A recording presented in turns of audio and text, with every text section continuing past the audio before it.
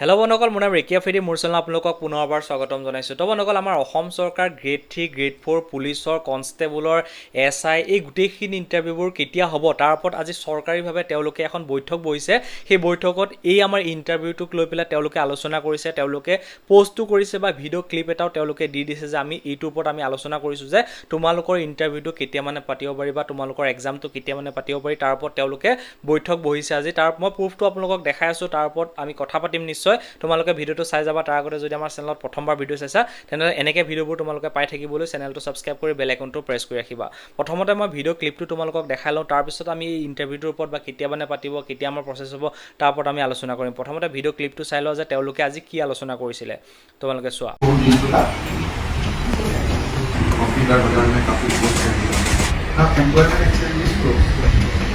अगर employment exchange का vacancy दिया है तो इशू बात करने का बात डिपार्टमेंट क्या बोलते हैं कि भाई ये पोस्ट हमको ITI में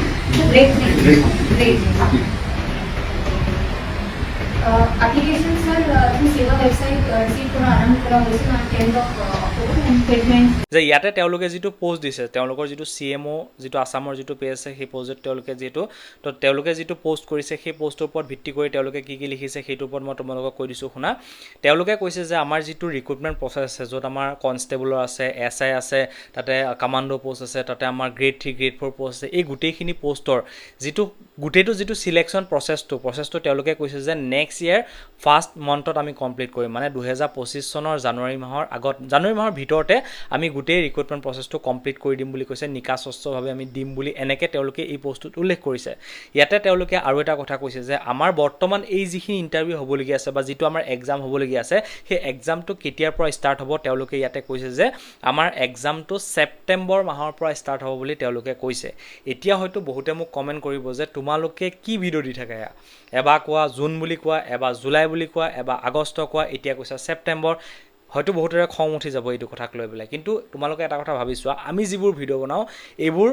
অফিচিয়েলি তেওঁলোকে কোৱা কথা বা তেওঁলোকে আলোচনা কৰা কথাৰ পৰা আমি এইখিনি কথা তোমালোকক কওঁ যে তেওঁলোকে নিজেই আমাৰ CM ছাৰে কেতিয়াবা জুন বুলি কয়, কেতিয়াবা জুলাই কয়, কেতিয়াবা আগষ্ট কয়, কেতিয়াবা ছেপ্টেম্বৰ কয়। তেওঁলোকৰ মুখৰ জুবানে ঠিক নাই, সেইকাৰণে আমাক তোমালোকে দুখ দি কোনো লাভ নাই, কাৰণ আমি তেওঁলোকৰ তথ্যৰ ওপৰত ভিত্তি কৰি ভিডিঅ' বনাব ইনফৰ্মেশ্যন এটা তোমালোকক দিবলৈ চেষ্টা কৰোঁ। চ' তেওঁলোকৰে কোনো স্থিতি ঠিক নাই, তো সেইকাৰণে তেওঁলোকৰ ডেটবোৰ চেঞ্জ হৈ থাকে। আৰু এইবোৰ যিবোৰ বস্তুবোৰ মই আপোনালোকক এটা জেনুইন এটা কথা কওঁ, মোৰ নিজৰ মই যিটো বুজি পাওঁ সেইটোক কৈ পেলাই তোমালোকক এটা কথা কৈছোঁ চোৱা।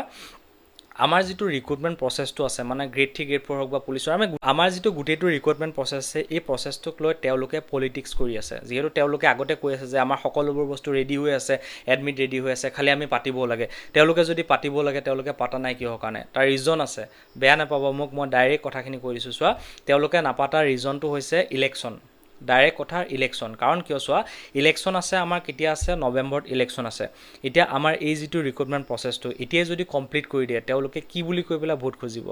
এতিয়া চোৱা, নৱেম্বৰত ইলেকশ্যন আছে, এতিয়া আমাৰ জুলাইত পাতি দিলে হয়তো নৱেম্বৰ আগতে তেওঁলোকে এপইণ্টমেণ্ট দি দিবলগীয়া হ'ব পাৰে। আৰু এতিয়া তেওঁলোকে নি পেলাই জুলাই পৰা আগষ্ট কৰিছে,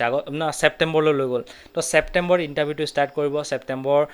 ছেপ্টেম্বৰ অক্টোবৰত গৈ পেলাই তেওঁলোকে শেষ কৰি দিব লাগিব। কাৰণ নৱেম্বৰ ইলেকশ্যন আছে, ইলেকশ্যন কমিশ্যনাৰে তোমালোকৰ আমাৰ এক্সামবোৰ চব বন্ধ কৰি দিব। কাৰণ ইলেকশ্যনৰ আগত তেওঁলোকে 40 দিনমান আগত তেওঁলোকে যিমান ৰিক্ৰুটমেণ্ট প্ৰচেছ আছে চব বন্ধ কৰি দিয়ে। তো বন্ধ কৰি দিয়াৰ ফলত পিছলৈ গুচি যাব, জানুৱাৰীলৈ গুচি যাবগৈ আকৌ। তো তেওঁলোকৰ ষ্ট্ৰেটেজিটো এইটোৱে যে যদিহে তেওঁলোকে ইলেকশ্যনৰ আগতে গোটেইটো আমাৰ মানে এপইণ্টমেণ্ট লেটাৰ তেওঁলোকে দি দিয়ে, তেওঁলোকৰ বহুত মানে ভোট কটা যাব। সঁচা কথা, যিটো ৰিয়েলিটি সেইটো মই তোমালোকক কৈছোঁ। তাৰ কাৰণটো কি শুনা, আমাৰ এই grade 3, grade 4 police, constable, SI এই গোটেইখিনি মিলি পেলাই প্ৰায় 10-20 লাখ ল'ৰা ছোৱালী এই ইণ্টাৰভিউটোৰ আশাত ব্যস্ত হৈ আছে। মানে এই এক্সামটোৰ আশাত 10-20 লাখ ল'ৰা ছোৱালী অপেক্ষা কৰি আছে যে এক্সামটো হ'ব, আমি চাকৰি পাম, সেই আশাত তেওঁলোক বন্দী হৈ আছে। যদি ইলেকশ্যনৰ আগতে এক্সামটো পাতি দিয়ে, ধৰি ল'লোঁ আমি 1 লাখ পোষ্ট আছে, সেই 1 লাখ পোষ্ট ইলেকশ্যনৰ আগতে তেওঁলোকে দি দিলে। ল'ৰা ছোৱালী আছে কিমান, 20 লাখ, তাৰে 1 লাখে চাকৰি পাব, নাপাব কিমান, 19 লাখে যেতিয়া চাকৰি নাপাব তেওঁলোকে নিশ্চয় খং উঠিব চৰকাৰৰ ওপৰত। খং উঠিলে কি হ'ব তোমালোকে সকলোৱে জানা। সেইকাৰণে যাতে ল'ৰা ছোৱালীবিলাকেও খং নুঠক, এটা আশাত বন্দী হৈ থাকক যে আমাৰ ৰিজাল্ট আহিব, চাকৰি পাম, সেই আশাতে যাতে থাকিব পাৰে। সেনেকুৱা এই গোটেইখিনি এটা পলিটিক্স হৈ আছে মেইন যিটো সঁচা কথা সেইটো মই তোমালোকক কৈ দিলোঁ আৰু তোমালোকৰ ইণ্টাৰভিউ হয়তো আমাৰ যিটো পুলিচৰ ইণ্টাৰভিউটো সেইটো হ'ব পাৰে কিন্তু আমাৰ বাকীখিনি যিখিনি গ্ৰেড 3 গ্ৰেড 4 হওক বা বাকী যিখিনি SI এক্সাম হওক এই এক্সামটো আমাৰ ছেপ্টেম্বৰলৈ লৈ যাব কিন্তু আমাৰ হয়তো পুলিচৰ ইণ্টাৰভিউটো এই আগষ্ট মাহৰ ভিতৰতে আগষ্ট মানে ধৰক 15 তাৰিখ মানৰ পিছতে হয়তো আমাৰ পুলিচৰ যিটো ফিজিকেলটো সেইটো পাতি দিব পাৰে কাৰণ পুলিচৰ ফিজিকেলটোত বহুকেইটা ষ্টেপ আছে যিহেতু আমাৰ যদি চাওঁ গ্ৰেড 3 গ্ৰেড 4 এক্সামহে আছে নহয় জানো এক্সাম আছে ইণ্টাৰভিউ আছে সেইটো বেলেগ কথা হ'ব কিন্তু আমাৰ যিখিনি পুলিচৰ আছে তাত কেইবাটাও ষ্টেপ আছে প্ৰথমতে আমাৰ ফিজিকেল টেষ্ট হ'ল তাৰপিছত আকৌ আমাৰ ৰিটেন টেষ্ট আছে ৰিজাল্ট এইবিলাক প্ৰচেছটো দেৰি কৰি থাকে বহুত দেৰি হৈ গৈ থাকে নহয় জানো চ' সেইকাৰণে হয়তো আমাৰ পুলিচৰটো আগষ্টত ষ্টাৰ্ট হৈ যাব কিন্তু গ্ৰেড 3 গ্ৰেড 4 যিহেতু এটা এক্সাম আছে চ' সেই এক্সামটো নি পেলাই ছেপ্টেম্বৰত তেওঁলোকে পাতিবগৈ ঠিক আছে তো মোৰ হাতত এইখিনিয়ে আপডেট আছিলে আৰু তেওঁলোকে কোৱা কথাখিনিয়ে মই তোমালোকক কৈছোঁ আৰু তেওঁলোকক যদি তুমি নিজে চাব বিচাৰা ফেচবুক পেজত CMO আছামৰ যিটো ফেচবুক পেজ আছে তাতে তেওঁলোকে এই পোষ্ট কৰিছে তেওঁলোকে কৈছে যে ছেপ্টেম্বৰৰ পৰা তোমালোকৰ এক্সামটো ষ্টাৰ্ট হৈ যাব আৰু বাকী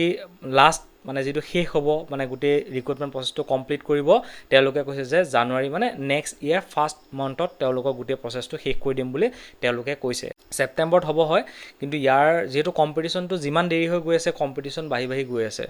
চ' সেইকাৰণে তোমালোকে ভালদৰে এইটো কাৰণে প্ৰিপেৰেশ্যনছটো কৰি যাবা পঢ়া শুনাটো কণ্টিনিউ বেচিছত কৰি যাবা ডেটটো হয় চেঞ্জ হৈ গৈ আছে তোমালোকে যদি হেমাহি কৰি গৈ থাকা যে এক্সাম হ'ব দে পঢ়িম দে এক্সাম হ'ব দে পঢ়িম যে এনেকুৱা এটা তোমালোকে যদি ভাব লৈ থাকা তেন্তেহ'লে পিছত পস্তাবলগীয়া হ'ব কাৰণ কম্পিটিশ্যন দিনে দিনে বাঢ়ি গৈ আছে যদিহে তোমালোকে এতিয়াও ভালদৰে পঢ়া শুনা কৰা নাই পঢ়া শুনা ষ্টাৰ্ট কৰি দিয়া গ্ৰেড 3 গ্ৰেড 4 আৰু অসম পুলিচক লৈ আমাৰ টীমে কিছুমান নোট আপোনালোকৰ বাবে প্ৰিপেয়াৰ কৰিছে য'ত প্ৰত্যেকটো ছাবজেক্ট ইয়াত তোমালোকে পাই যাবা ফুল কনচেপ্ট ক্লিয়াৰ নোট হয় অসমীয়া আৰু ইংলিছ দুইটা মাধ্যমতে আছে ইয়াতে আছে Assam history Indian history Assam polity Indian polity Assam geography Indian geography world geography logical reasoning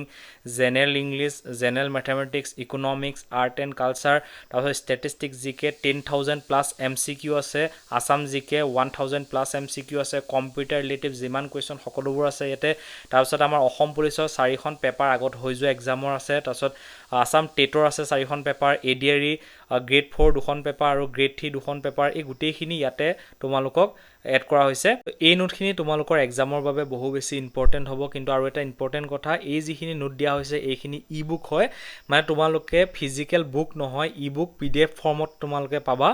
তো ধুনীয়াকৈ তোমালোকে ডাউনলোড কৰি ধুনীয়াকৈ পঢ়া শুনা কৰিব পাৰিবা বা প্ৰিণ্ট কৰিব পাৰিবা যিহেতু জেনেৰেলি কিছুমানে দিলে তাত স্ক্ৰীনশ্বটো মাৰিব নোৱাৰি তো আমাৰ টীমে যিখিনি PDF তোমালোকক দিছে সেইখিনি তোমালোকে ডাউনলোড কৰি ধুনীয়াকৈ প্ৰিণ্ট কৰি ধুনীয়াকৈ এইখিনি পঢ়া শুনা কৰিব পাৰিবা ঠিক আছে তো এইখিনি তোমালোকৰ যিকোনো এক্সামৰ বাবে বহু বেছি ইম্পৰ্টেণ্ট হ'ব তো গাইজ যদি বাই কৰিব বিচাৰা ভিডিঅ'ৰ ডেছক্ৰিপশ্যনত মই লিংক দি দিছোঁ তাত ক্লিক কৰি তোমালোকে বাই কৰি লোৱা